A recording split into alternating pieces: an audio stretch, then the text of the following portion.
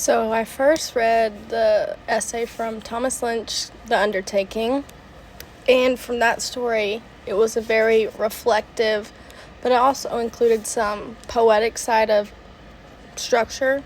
And it's all about him being a funeral director, and he's also a poet. So in this, he's talking about his personal and his professional experiences, and he explores the topics of death, grief, and etc. He was from a small town in Michigan, and the moral of his essay is talking about how society deals with death and how it affects the society, how people are, all of those things, how different people grieve and don't grieve.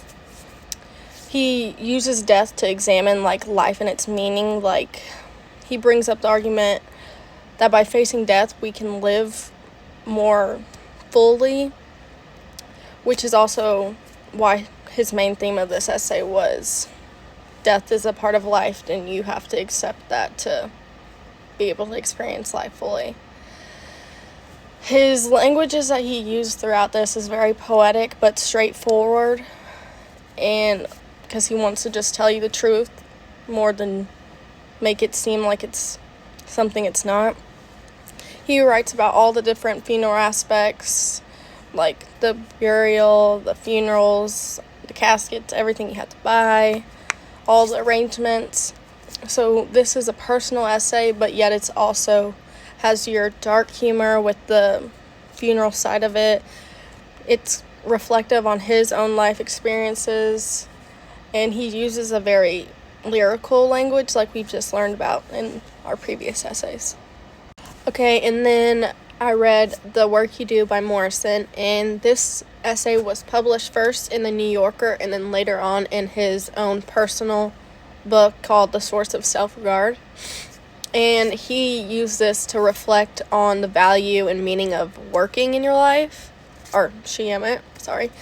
And she shares personal experiences such as her first job where she cleaned the house of a white lady.